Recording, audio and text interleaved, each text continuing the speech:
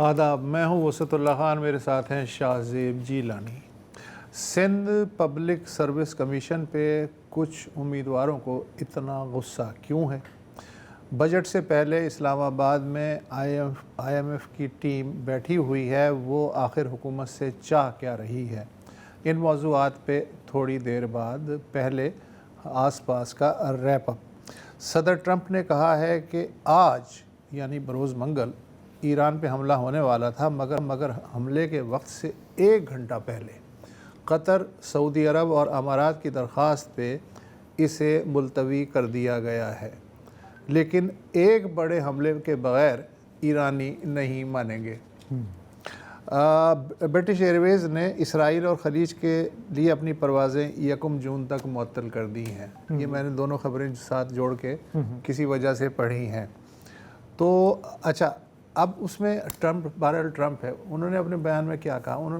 کسی نے پوچھا تو کیا کب تک کے لیے ملتوی کیا گیا یہ جو حملہ ہے؟ کہنے لگے یہ کچھ دن کے لیے بھی ہو سکتا ہے اور ہو سکتا ہے کبھی بھی نہ ہو۔ تو یہ جو ہے اچھا، ایرانی جو ہیں وہ اب ظاہر کے عادی ہو گئے ہیں، اب ان کی طرف سے بیان آیا کہ یار خود ہی ڈیڈ لائن بناتے ہیں، خود ہی مؤخر کرتے ہیں، ہمیں تو پتہ نہیں ہے، ہمیں تو میڈیا کے ذریعے پتہ چلتا ہے۔ تو یہ جو ایٹیچیوڈ ہے یہ کسی سمجھوتے تک لے جانے میں میرا خیال ہے سب سے بڑی رکاوٹ ہے۔ ایک مذاق بن گیا ہے، مطلب ٹرمپ کے کس بیان کو سنجیدہ لیا جائے؟ صبح کو ایک بات، شام کو دوسری بات، ابھی دھمکی، اس کے بعد کہ اچھا شاید یہ ایسا نہ ہو۔ ان کا خیال ہے یہ آرٹ آف ڈیل ہے، یہ آرٹ آف ڈیل ہے، ٹھیک ہے ایکچولی۔ اور ان کے خیال میں جو لیڈر انپریڈکٹیبل ہوتا ہے اسے لوگ زیادہ سنجیدہ لیتے ہیں۔ مطلب کہ ایک لمبے عرصے تک روس کے صدر پوتن کو مغرب میں ایسے پیش کیا جاتا تھا کہ یہ بکری ٹائپ کا بندہ ہے، یہ کچھ بھی کر سکتا ہے۔ اور نارتھ کوریا کے جو رہنما ہیں ان کے بارے میں بھی یہ تاثر ہے کہ وہ دھمکیاں بہت دیتا ہے کہ میں امریکہ پہ میزائل چلا دوں گا، بیچارے کوئی سنتا ہی نہیں، اس کی کوئی سنتا نہیں۔ لیکن ٹرمپ صاحب چونکہ آئیڈیلائز کرتے ہیں ایسے لیڈرز کو، تو انہوں چاہتے نہ چاہتے ہوئے بھی ان کا یہی پرسونا بن گیا ہے کہ میں غصے میں آ جاؤں گا، میں کچھ بھی کہہ دوں گا، پھر میں ریورس گیئر لگا لوں گا۔ تو ایک جو ہم دیکھتے ہیں کہ ایریٹک پرسنالٹی، لیکن مسئلہ وہی ہے کہ وسعت صاحب ان کے چھوٹے موٹے بیان سے وہ آئل پرائسز کیسے ہلتی اوپر نیچے ہوتی ہیں؟ چلے وہ تو ایک الگ ریکٹ ہے، اس میں تو پتہ نہیں کس کس کے کتنے نوڈ بن رہے ہیں۔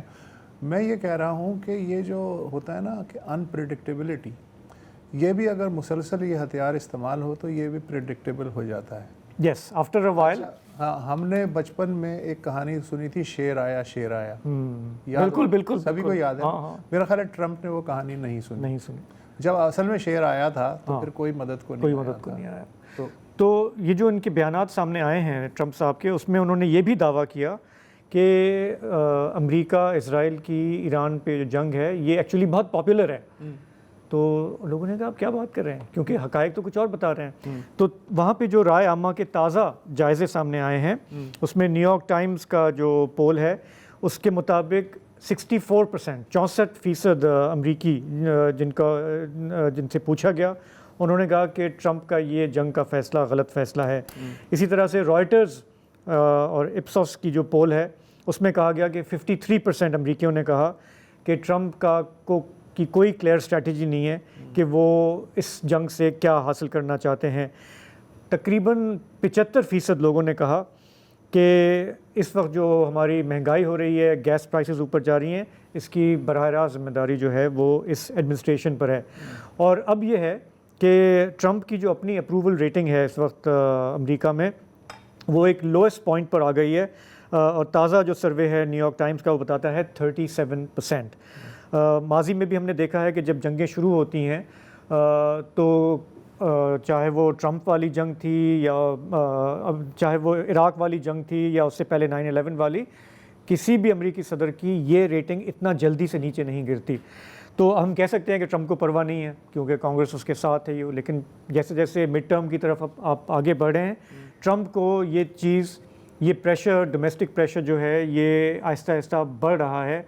اسی لیے نظر نہیں آتا کہ ان کی حکمت عملی کیا ہے۔ میں ایک اور حملہ کروں، اس کا اثر کیا ہوگا، میں جنگ کو طول دوں، اس سے کیا فائدہ ہوگا، اگر میں کچھ نہیں کرتا تو میں کمزور دکھائی دوں گا۔ تو انہوں نے خود کو لا کے ایک مخمصے میں کھڑا کر دیا. اچھا، آپ نے اخبار نیو یارک ٹائمز کے سروے کا ذکر کیا. ایک اور سگنیفیکنٹ چینج آیا ہے امریکن میڈیا میں کہ اب وہ کھل کے ایسے سوالات بھی کر لیتے ہیں جو کہ کچھ سال پہلے تک ٹیبو تھے. اور یہ کیا پوچھ لیا؟ مثلاً یہی کہ نیو یارک ٹائمز کا جو سروے جس کا آپ نے ذکر کیا، اس میں ایک سوال یہ بھی تھا کہ کیا اسرائیل کو مزید فوجی امداد فراہم کرنی چاہیے. یہ پہلے یہ سوال ہی نہیں پیدا ہوتا کہ اس طرح کا سوال سروے میں آیا. اس کا جواب کیا آیا؟ 57% نے کہا نہیں. اچھا، یہ بھی یہ بھی ہے کہ جو 2.5 سال کی وہاں پہ غزہ میں جو حالات ہیں اور ابھی جو یہ ہے سب کچھ اس میں اس کی وجہ سے کچھ ایٹیٹیوڈ چینج ہو رہا ہے. اسرائیل کا سوال بار بار اٹھ رہا ہے. اچھا، ایرانی سیکریٹری خارجہ ہیں اسماعیل بقائی، انہوں نے کہا ہے کہ متحدہ عرب امارات کے ایٹمی توانائی پلانٹ پہ حملے میں ایران ملوث نہیں، یہ فالس فلیگ آپریشن تھا. بقول ایرانی سیکریٹری خارجہ، اگرچہ امارات نے بھی اس حملے کا براہ راست ذمہ دار ایران کو قرار نہیں دیا، مگر جرمن چانسلر فریڈرک مرز سمیت اکثر مغربی ممالک اس کی ذمہ داری پھر بھی ایران پہ ڈال رہے ہیں. جب ایران کی جوہری تنصیبات پہ حملہ ہوا تو انہی رہنماؤں کے منہ سل گئے تھے. اس وقت کوئی ایک لفظ نہیں بولا. متحدہ عرب امارات نے کہا ہے کہ پچھلے 2 دن میں اس نے 6 ڈرونز روکے ہیں. کہاں سے آئے یہ امارات نے واضح نہیں کیا ہے. جبکہ سعودی عرب پہ بھی پچھلے 48 گھنٹوں کے اندر عراق کی جانب سے ایک ڈرون حملہ ہوا، اٹیمپٹ ہوئی. ظاہر ہے اس سے کوئی نقصان تو نہیں ہوا ہے. اب اس کو اگر میں جوڑ کے اس سے دیکھوں کہ عراقیوں کو بیچاروں کو تو یہ بھی نہیں پتا کہ ان کا جو ڈیزرٹ ہے اس پہ کس کس ملک کے اڈے قائم ہیں. مثلا کل ہم نے ذکر کیا تھا اپنی پروگرام میں کہ تقریباً 1.5 سال تک 2 اسرائیلی اڈے عراق کے جو مغربی ڈیزرٹ ہے اس میں قائم رہے.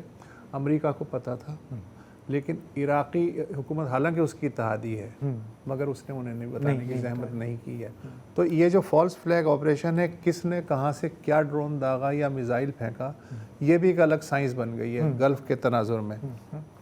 اچھا، یہ بھی ایک عجیب اتفاق ہے کہ صدر ٹرمپ کے دورے کے چند روز بعد روسی صدر ولادیمیر پوتن 2 دن کی یاترا پہ اس وقت بیجنگ میں موجود ہیں. ظاہر ہے کہ وہ شی سے پہنچیں گے.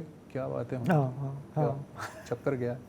اچھا، اس دوران امریکہ نے ایک خیر سگالی کا مظاہرہ بھی کیا ہے. اس نے روسی تیل کی فروخت پر سے پابندیاں مزید 30 دن کے لیے معطل کر دی ہیں تاکہ عالمی قیمت میں استحکام لایا جا سکے.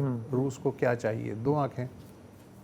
اگر ایک اور خبر ہے جو کہ کل ہم کور نہیں کر سکے تھے لیکن وہ بہت ہی انٹرسٹنگ ہے اور اہم ہے کہ اسرائیل نے غزہ کے لیے امداد لے جانے والے ایک اور بین الاقوامی قافلے سمود فلوٹیلا کو ساحل سے لگ بھگ 450 کلومیٹر پرے بین الاقوامی سمندری حدود میں روکا اور 100 سے زائد رضاکاروں کو گرفتار کر لیا. گرفتار ہونے والوں میں اپنے ایدی فاؤنڈیشن کے سربراہ جو ہیں ان کے صاحبزادے بھی شامل ہیں. سعد. گزشتہ 1 ہفتے میں بحری قزاقی کی یہ دوسری بڑی اسرائیلی واردات ہے. غزہ کا جہاں تک تعلق ہے تو اس کے لیے جو صدر ٹرمپ نے بورڈ آف پیس قائم کیا اس کا یہ اعتراف ہے کہ گزشتہ برس اکتوبر میں جنگ بندی کے بعد سے اب تک غزہ میں انسانی اور غذائی صورتحال بہتر ہونے کی بجائے مزید ابتر ہو گئی ہے. اسرائیل کی وجہ یہ ہے کہ اسرائیل نے اپنی ناکہ بندی جو ہے وہ کسی طرح ڈھیلی نہیں کی ہے. ایون جو کنسٹرکشن مٹیریل بھی ہے وہ بھی بین ہے کہ کہیں وہ خیموں میں رہنے والے جو فلسطینی ہیں وہ اپنے لیے دیوار نہ اٹھا لیں. جبکہ اسرائیل کے جو فضائی حملے ہیں 10 اکتوبر سے لے کے آج تک جنگ بندی ہے، سو کالڈ جنگ بندی، اس میں 1 دن کے لیے بھی نہیں رکے.